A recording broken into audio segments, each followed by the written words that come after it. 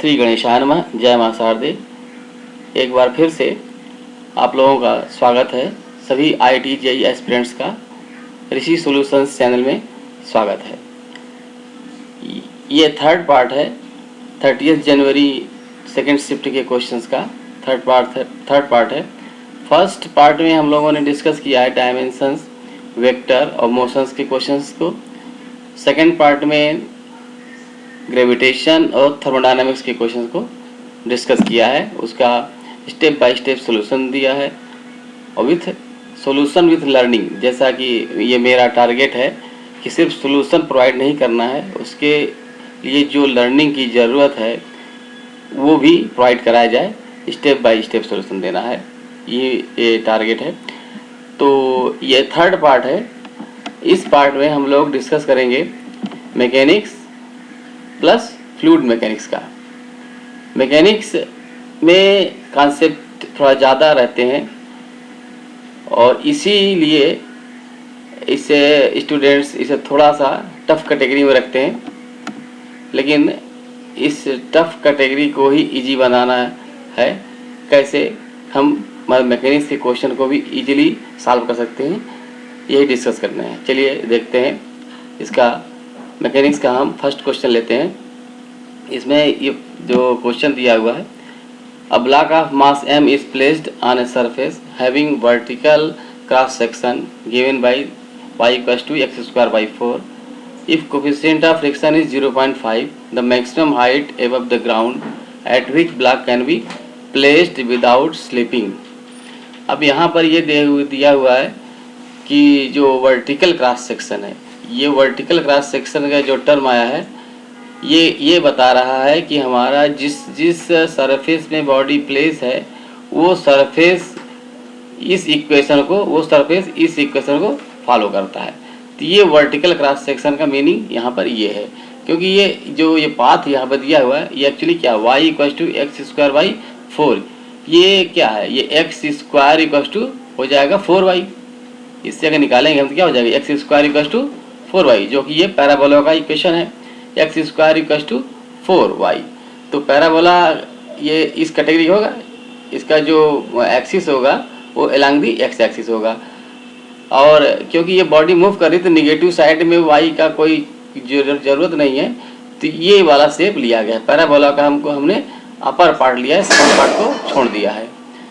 तो यहाँ पर ये सरफेस है और इसी पे बॉडी मूव कर रही है। तो कह रहा है कि the maximum height above the ground eight which block can be placed, मतलब ये ब्लॉक कहाँ तक हम ऊपर रख सकते हैं जिससे कि ये स्लिपिंग ना कर पाए, मतलब लिमिटिंग पोजीशन पूछ रहा है यहाँ पर। तो अब इसमें इसके अगर फ्री बॉडी डायग्राम को हम ड्रा करें तो ये ब्लॉक है जो इस सरफेस में यहाँ पर रखा हुआ है, और ये surface y equal to X square by 4 को फॉलो कर रहा है। mg डाउनवर्ड लगेगा उसका वेट, ठीक है। अब यहाँ पर जो mg अगर ये यहाँ पर जो नॉर्मल रिएक्शन होगा, रिएक्शन क्या होगा, इस टेंजेंट के इस पॉइंट का जो टेंजेंट होगा वो ये लाइन है यहाँ पर, ये क्या है, ये टेंजेंट एट दिस पॉइंट। तो टेंजेंट के परपेंडिकुलर के लाइन के अलांग रिएक्शन फोर्स लगेगा, और उसी के अलांग हमने ले लिया है mg cos थीटा, जो कि mg का कंपोनेंट है यहाँ पर, ठीक है। और यहाँ पर थीटा क्या है, ये हमारा एंगल हो जाएगा, क्या थीटा एंगल हो जाएगा यहाँ पर। तो थीटा जब ये एंगल होगा तो ये एंगल कितना हो जाएगा, यहाँ पर ये एंगल हमारा हो जाएगा, ये भी थीटा हो जाएगा। कैसे, यहाँ पर देखिए ये बना रहा है, ये ट्रायंगल बना रहा है 90 डिग्री का यहाँ पर। तो ये थीटा होगा तो यहाँ पर 90 आएगा, ये कितना हो जाएगा 90 माइनस थीटा, तो ये फिर से क्या हो जाएगा, ये थीटा हो जाएगा। तो ये ध्यान देने की जरूरत है यहाँ पर। तो mg का कंपोनेंट अलोंग दिस लाइन ये हो जाएगा mg cos थीटा, और along the slow along the tangent ये हो जाएगा mg sin थीटा। तो यहाँ पे mg को हम कैंसिल कर देंगे, तो उसकी जगह पर ये दोनों कंपोनेंट काम ले जाएंगे, क्योंकि mg ही दो भागों में बांटा गया है। तो mg sin थीटा इधर लग जाएगा, mg cos थीटा इधर लग जाएगा। अब ये लिमिटिंग, अब यहाँ पर क्योंकि फ्रिक्शनल सरफेस है ये, जिसका फ्रिक्शन कोफिशिएंट दिया 0.5, तो यहाँ पर फ्रिक्शन भी काम करेगा। और फ्रिक्शन का क्या होता है कि जो वेट जो फोर्स लग रहा है इसको नीचे लाने के लिए उसका अपोज करेगा। लिमिटिंग कंडीशन में क्या हो जाएगा कि F F must be equal to M G sine theta, ये होना चाहिए। और एफ एफ क्या है, एफ एफ है म्यू इंटू आर। म्यू क्या है, ये कोफिशिएंट ऑफ फ्रिक्शन जो कि 0.5 है। अब यहाँ लिमिटिंग पोजीशन में क्या हो जाएगा कि इसके एलांग मोशन होगा नहीं, तो आर की वैल्यू क्या हो जाएगी, एम जी कास थीटा, क्योंकि जो मोशन होगा ब्लॉक का टेंजेंट के एलांग हो सकता है ना, नॉर्मल के एलांग नहीं होगा। तो इसके एलांग जो रिजल्टेंट फोर्स होगा दैट विल बी 0, यानी कि आर अगर इसकी डायरेक्शन को पॉजिटिव लें, आर की डायरेक्शन को, तो R minus M G cos theta equal to 0, तो आर इक्वल हो जाएगा एम जी कास थीटा। ठीक है, तो यहाँ पर आ जाएगा हमारा फ्रिक्शनल फोर्स आ जाएगा F F equal to mu into R, यानी कि mu M G cos theta हो जाएगा यहाँ पर एफ एफ। अब हम लिमिटिंग कंडीशन पे आ जाते हैं कि अगर ये स्लिप नहीं कर रहा है ब्लॉक, तो क्या हो जाएगा, M G sine theta must be equal to frictional force exerted by the ये सरफेस, जो पैराबोलिक सरफेस है उसके ये फोर्स एग्जर्ट करेगा और उसके बराबर हो जाएगा, तब इक्वेट कर देंगे हम M G sine theta equal to mu M G cos theta. ठीक है, अब यहाँ से आ जाएगा हमारा जो कंडीशन आ जाएगी tan theta equal to mu, इसको डिवाइड कर देंगे, सॉल्व कर देंगे। और टेन थीटा है क्या है, tan theta is the slope, ये जो थीटा अगर है हमारा, तो ये क्या हो जाएगा, tan theta equal to mu आ रहा है। और टेन थीटा क्या है, D Y by D X, slope है किसी पॉइंट पर है, और D Y by D X इसका निकालो तो क्या आ जाएगा, ये हो जाएगा 1/4 इंटू 2x, तो दैट इज x/2 आ जाएगा यहाँ पर टेन थीटा। अब ये हमारा कंडीशन दे दिया है, तो अब यहाँ पर मतलब अगर टेन थीटा इसको सेटिस्फाई कर रहा है, उस केस में y की वैल्यू क्या हो जाएगी, म्यू दिया है 0.5, म्यू की वैल्यू 0.5 दिया है, तो x की वैल्यू क्या हो जाएगी, x की वैल्यू हो जाएगी x/2 इक्वल 0.5, यानी कि x की वैल्यू 1 आ गया। जब x 1 आ जाएगा तो y की वैल्यू क्या हो जाएगी, 1 का स्क्वायर अपॉन 4, यानी कि 1/4 आ जाएगा, तो y हो जाएगा 1/4, यानी कि 1/4 मीटर हाइट तक ये इसकी लिमिटिंग कंडीशन है, वहाँ तक ये can be placed without slipping. ठीक है, तो यहाँ पर जो option number 2 will be correct. Okay, next question में आते हैं। लाइक शेयर और सब्सक्राइब आप इसको करते रहिए।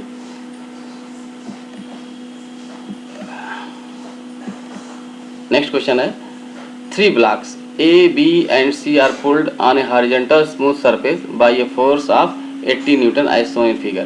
अब देखिए, अब इसमें पूछ रहा है the tension T1 T2 in the string. अब देखो क्वेश्चन में कुछ भी पूछा जाए, T1 पूछ सकता है, T2 पूछ सकता है, और एक्सेलरेशन पूछ सकता है कितना होगा। ठीक है, तो इस तरह के क्वेश्चन में सिर्फ यही है इसको कि T1 पूछ सकता है, T2 एक्सेलरेशन हो गया। ठीक है, अगर पुल्ली वाला क्वेश्चन है तो उसमें भी और भी टर्म आ जाएंगे, लेकिन ये सब कैसे सॉल्व हो सकता है, फ्री बॉडी डायग्राम। अगर फ्री बॉडी डायग्राम आपने सही से ड्रा कर लिया और उसमें हम न्यूटन्स लॉ को अप्लाई कर दिए सही तरीके से, तो इसमें कुछ बचता नहीं, फिर उस क्वेश्चन का आंसर ही आएगा सीधे। अब देखिए, अब अगर हम फ्री बॉडी डायग्राम की बात करें, पहले यहाँ पर आते हैं, किसी भी ब्लॉक में जाइए तो कहाँ फोर्स जनरेट हो सकता। अब अगर हम सी ब्लॉक की बात करें तो एक फोर्स दिया है, या एक्सटर्नल फोर्स 80 न्यूटन का लगेगा, दूसरा फोर्स T2 लग रहा है, टेंशन T2। अब टेंशन क्या होगा, इसको बैकवर्ड में खींचेगा और यही टेंशन इस ब्लॉक को फॉरवर्ड में, क्योंकि ये बाई डायरेक्शनल होगा। इस ब्लॉक सी के लिए T2 क्या होगा, मतलब बैकवर्ड डायरेक्शन पुल करेगा। क्यों, क्योंकि इसको ये फोर्स आगे ले जा रहा है, तो न्यूटन्स थर्ड लॉ में इसको ये क्या करेगा, अपोज करेगा, ये टेंशन T2 इधर ले आएगा। और इसी तरह से जब इसको पुल कर रहा है तो ये T2 क्या होगा, यहाँ भी लग जाएगा न्यूटन्स थर्ड लॉ, तो T2 अगर इस ब्लॉक में बैकवर्ड डायरेक्शन में है तो ब्लॉक बी में क्या हो जाएगा, फॉरवर्ड डायरेक्शन हो जाएगा। इसी तरह से T1 भी हो जाएगा। और अब चूंकि कहा है ये यानी हॉरिजॉन्टल स्मूथ सरफेस, यानी फ्रिक्शनल फोर्स यहाँ जनरेट नहीं कर रहा है, तो फ्रिक्शन को हम इग्नोर कर देंगे यहाँ पर। अगर वो भी होता, क्वेश्चन को थोड़ा सा हाई लेवल का बनाने के लिए फ्रिक्शन फोर्स अगर दे देता, तो वही जैसे पिछले क्वेश्चन हुआ था कि आर यहाँ निकालेंगे, फिर इस फोर्स जिस दर मूवमेंट होगा उसके अपोजिट में फ्रिक्शन फोर्स लगा देंगे। फिलहाल वो है नहीं, तो जब उसके डिस्कस अलग किया जाएगा। अब यहाँ पर आते हैं, फ्री बॉडी डायग्राम ड्रा करते हैं 1 by 1। सी ब्लॉक का करते हैं पहले। फोर्स F न्यूटन लगा है फॉरवर्ड डायरेक्शन में, T2 लगेगा बैकवर्ड डायरेक्शन में। T2 सी ब्लॉक के लिए है यहाँ पर, और इसका मास है 2 kg। सेकेंड ब्लॉक में आते हैं बी में T2 लगेगा फॉरवर्ड डायरेक्शन में और T1 लगेगा बैकवर्ड डायरेक्शन में। और इसका मास 3 kg है। आते हैं ब्लॉक ए में, सेम T1 लगेगा फॉरवर्ड में, और बैकवर्ड डायरेक्शन में कोई फोर्स नहीं है, फ्रिक्शनल फोर्स है नहीं, तो सिर्फ और सिर्फ यही एक फोर्स बचा है T1 ब्लॉक ए में, जो जिसका वे मास है 5 kg। अब यहाँ पर हमको अब ये तो पता है, क्योंकि ये तीनों ब्लॉक एक ही डायरेक्शन में मूव कर रहे हैं, तो इनका एक कॉमन एक्सेलरेशन होगा, वो सपोज कर लेते हैं क्या ए है, ए एक्सेलरेशन मूव कर रहे हैं, तो ए एक्सेलरेशन ए का भी होगा, ए एक्सेलरेशन बी का भी होगा, ए एक्सेलरेशन सी का भी होगा, क्योंकि जो स्ट्रिंग से इसमें कनेक्टेड है वो क्या लूज नहीं हो रही है, तो सेम एक्सेलरेशन से मूव करेगा। तो 1 by 1 डिस्टेंस सबसे पहला आसान ब्लॉक ए है, क्योंकि इसमें सिर्फ एक ही फोर्स है, मास दिया है, आराम से हम इसका एक्सेलरेशन निकाल सकते हैं यहाँ पर। तो T1 इक्वल्स टू क्या हो जाएगा 5 × ए हमने सपोज कर रखा है, ठीक है। T1 मिल गया। अब यहाँ पर आते हैं ब्लॉक बी में, ब्लॉक बी के ब्लॉक डायग्राम को फॉलो करते हैं, फ्री बॉडी डायग्राम को। ब्लॉक बी में T2 फॉरवर्ड, T1 बैकवर्ड, लेकिन मूव कर रहा है किधर, फॉरवर्ड डायरेक्शन में, तो T2 must be greater than T1, तो T2 माइनस T1 होगा resultant force along the forward direction, तो T2 माइनस T1 हो जाएगा हमारा net force exerted on block B equals to mass of block into acceleration, Newton second law. तो यहाँ से ये आ गया T2 माइनस, अब T1 आपको मिल चुका है, तो T1 की वैल्यू यहाँ पुट कर देंगे हम, तो T2 हमको मिल जाएगा। तो यहाँ से हमारा आ जाएगा T2 माइनस 5 इक्वल टू 3 है, तो T2 हो जाएगा 8A हो गया।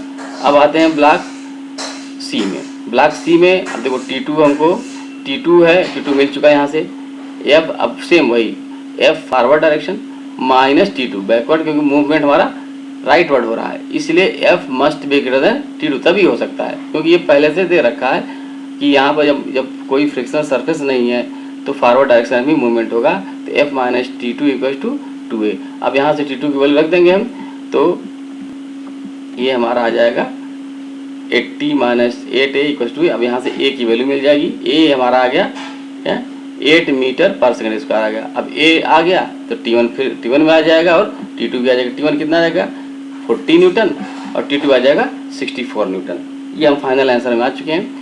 अब ऑप्शन ये है शायद फिल इन द ब्लैंक्स का क्वेश्चन, तो उससे आ जाएगा यहाँ पर, ये है यहाँ पर क्या है, कौन सा ऑप्शन हो जाएगा 40 न्यूटन और 64 न्यूटन, 40 न्यूटन, ये option number second is correct. Okay, next question. A block of mass 1 kg is pushed up, ठीक है, ये 1 kg लिखा है, इसको ऊपर की तरफ पुश किया जा रहा है with the help of 10 Newton incline to horizontal at an angle of 60 degree. ये 60 डिग्री है इसका इंक्लाइनेशन सरफेस का, by a force 10 Newton parallel to the inclined surface as shown in figure, ठीक है। When the block is pushed up by 10 metre, अब इसको 10 metre push किया गया, इसको मूव किया गया 10 metre along the inclined surface, the work done against frictional force, ठीक। अब यहाँ पर फ्रिक्शनल फोर्स के अगेंस्ट में कितना वर्क किया गया है, देख। अब इस ब्लॉक को मूव कराना है हमको, किसी भी कांस्टेंट वेलोसिटी से ही मूव कराएंगे, क्योंकि इसका इसमें कोई भी डिस्कस नहीं किया गया है इसका स्पीड क्या होगा, तो कांस्टेंट वेलोसिटी मानेंगे। तो जो चेंज ऑफ एनर्जी है ड्यू टू काइनेटिक एनर्जी वो क्या हो जाएगी 0, क्योंकि यहाँ पर जो जिस वेलोसिटी से मूव करेंगे उसी वेलोसिटी से 10 मीटर जाने के बाद भी रहेगी, तो हाफ mv² यहाँ भी रहेगा, हाफ mv² यहाँ, तो चेंज क्या हो जाएगा 0 हो जाएगा काइनेटिक। अब चेंज होगा किसमें, पोटेंशियल एनर्जी में चेंज होगा, तो यहाँ के पोटेंशियल एनर्जी को हम क्या मानते हैं, रेफरेंस मान लेते हैं। ये लाइन क्या हमारी रेफरेंस, यहाँ पर हो जाएगा पोटेंशियल एनर्जी 0। अब जब 10 मीटर ये एलॉन्ग द सरफेस मूव कर लेगा तो यहाँ के पोटेंशियल एनर्जी कुछ जाएगा, बढ़ेगा, तो जो इंक्रीमेंट हुआ है टोटल फोर्स, अगर ये फ्रिक्शनल फोर्स ना होता, अगर ये होता है स्मूथ सरफेस, तो हमको जो टोटल वर्क डन होता वो वही हो जाता जो चेंज इन पोटेंशियल एनर्जी है। अब यहाँ फ्रिक्शनल फोर्स लग रहा है तो जो वर्क डन होगा वो थोड़ा सा ज़्यादा ही करना पड़ेगा, क्यों, क्योंकि अगेंस्ट फ्रिक्शनल फोर्स के भी हमको वर्क करना पड़ेगा, क्योंकि जो चेंज ऑफ एनर्जी है वो तो करनी ही करनी है यहाँ पर डेल्टा यू, वो अब यही पूछ रहा है, यानी कि हमको क्या करना है, टोटल वर्क डन निकालना है और टोटल चेंज इन एनर्जी निकालनी है, और उसमें से हमको ये फ्रिक्शनल फोर्स मिल जाएगा यहाँ पर, work done by frictional force. देखो यहाँ पहले फिर बाय डायग्राम फिर से करते हैं।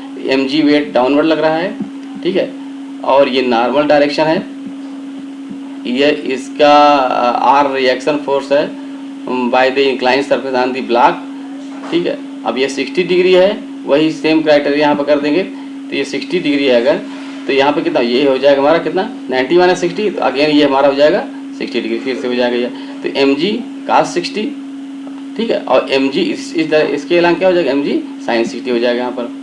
अब आते हैं आर की वैल्यू क्या हो जाएगी, एम जी कास 60, जिससे पिछले वाला क्वेश्चन था, है ना, ये फोर्स और ये फोर्स बराबर हो जाएगा। तो आर की वैल्यू मिल गई हमको 5 न्यूटन हो गया। जब आर की वैल्यू 5 न्यूटन होगा तो फ्रिक्शनल फोर्स कितना हो जाएगा, म्यू इंटू आर हो जाएगा। और यहाँ पर म्यू की वैल्यू दिया नहीं है, कोई बात नहीं। अब एफ एफ हो जाएगा, नहीं म्यू है 0.1 दिया हुआ है, हाँ यहाँ पे दिया हुआ है, फिगर में दिया 0.1, तो हमारा एक फ्रिक्शनल फोर्स आ गया 0.5 न्यूटन। अब यहाँ पर समझ, जब एफ एफ दे दिया गया तो फिर ये क्वेश्चन और भी इजी बन गया। अब यहाँ पर है, उसकी ज़रूरत ही नहीं है। अब work done against frictional force कह रहा है, तो सीधी सी बात इसका उल्टा भी क्वेश्चन आ सकता है कि work done by frictional force कितना होगा, ठीक है। तो वर्क जो फ्रिक्शन फोर्स वर्क करेगा ऑन द ब्लॉक, वही वर्क होगा अगेंस्ट द फ्रिक्शनल फोर्स, क्योंकि न्यूटन्स थर्ड लॉ से जितना फोर्स ब्लॉक में जनरेट होगा फ्रिक्शनल फोर्स का, उतना ही ब्लॉक जनरेट करेगा इंक्लाइन सरफेस पे। तो क्योंकि ब्लॉक यहाँ से इस पोजीशन से यहाँ तक जा रहा है, तो फ्रिक्शनल फोर्स के अगेंस्ट पे वही वर्क होगा जो फ्रिक्शनल फोर्स वर्क करेगा, है, क्योंकि वो अब उसके अपोज में कर रहा है। अब यहाँ पर हमको, क्योंकि एफ एफ की डायरेक्शन क्या है, एलांग दी इंक्लाइन, और मूवमेंट क्या हो रहा है, एलांग दी सरफेस हो रहा है। तो एफ डॉट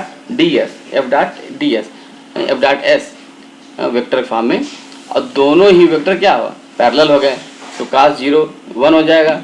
उस केस में अब कास एक्चुअली होगा 180 डिग्री, क्योंकि एफ एफ इधर लग रहा है और मूवमेंट ऊपर हो जा रहा है, तो निगेटिव ही होगा, क्योंकि फ्रिक्शनल फोर्स जो वर्क करेगा वो निगेटिव होगा फ्रिक्शनल फोर्स, तो इसलिए उससे निगेटिव से हमको नहीं लेना देना है, हाँ। तो यहाँ पर हमको सिर्फ मैग्नीट्यूड से मतलब है। तो F F into 10, F F आ गया हमारा 0.5 न्यूटन 10 मीटर, तो 5 जूल वर्क डन होगा यहाँ पर। तो आंसर तुम्हारा हो जाएगा 5, आंसर नंबर 5 करेक्ट है। नेक्स्ट क्वेश्चन है, a simple pendulum is placed at a place where its distance from the earth's surface is equal to the radius of the earth, ठीक है। if the length of the string is 4 meter then the time period of small oscillation will be, ठीक है। अब यहाँ पर कहने का मतलब ये है कि टाइम पीरियड पूछ रहा है एक पेंडुलम का, जो कि होता है फार्मूला T = 2π√L/g, बहुत ही फार्मूला, ये बहुत ही फेमस फार्मूला है। अब यहाँ पर कंडीशन ये है कि जो पेंडुलम है वो अर्थ सरफेस में नहीं है। कहाँ पर है, अर्थ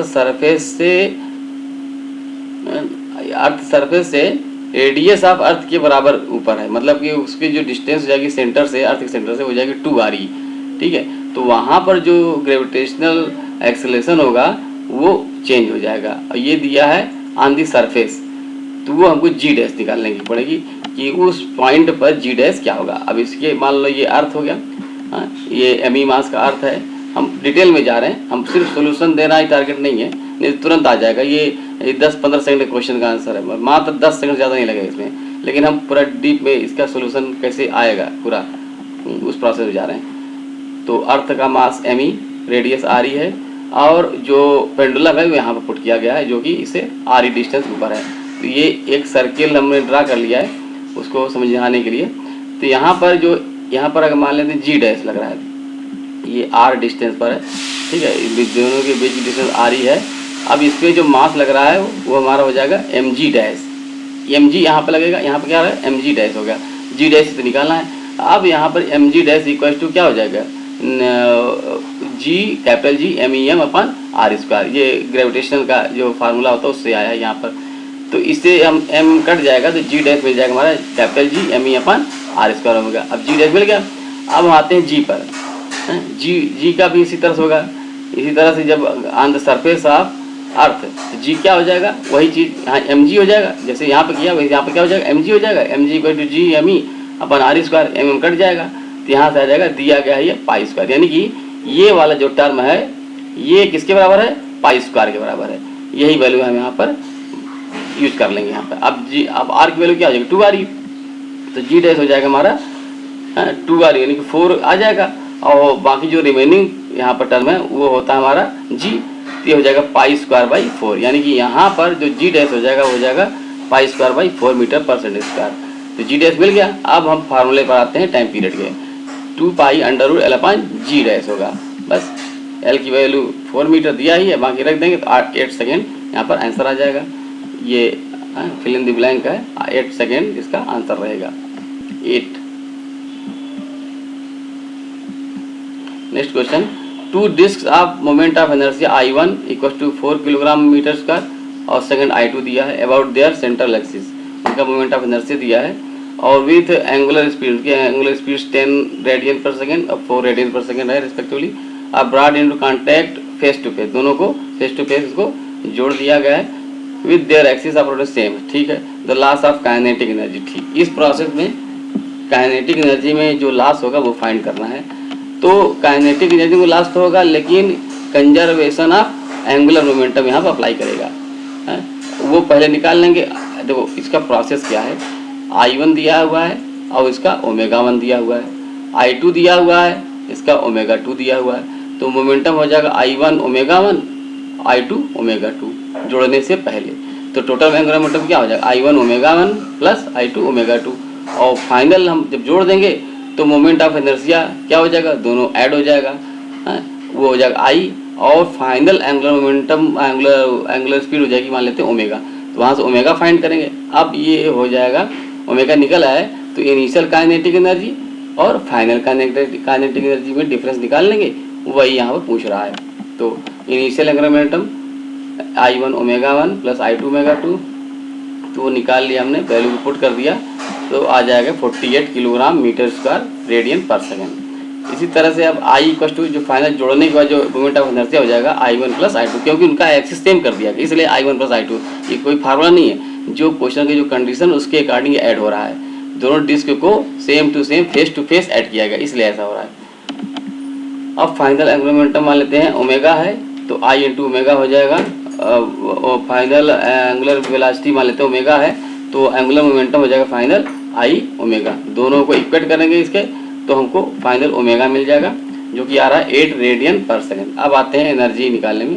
तो जो लास्ट एनर्जी होगी इनिशियल एनर्जी जोड़ने से पहले और ये final energy half I omega square होता है, half I1 omega square plus half I2 omega T square. ये होगा इनिशियल माइनस फाइनल कर देंगे, वैल्यू पुट करेंगे तो ये हमारी जो लास्ट एनर्जी है 24 जूल, ये एनर्जी लास्ट हो जाएगी। ये हीट के फॉर्म में कन्वर्ट हो जाएगी। जब हम जोड़ेंगे तो थोड़ा सा टेम्परेचर राइज कर जाएगा, उसी फॉर्म में एनर्जी लास्ट होती है।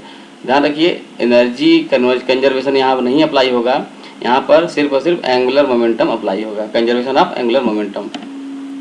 ओके नेक्स्ट क्वेश्चन आते हैं।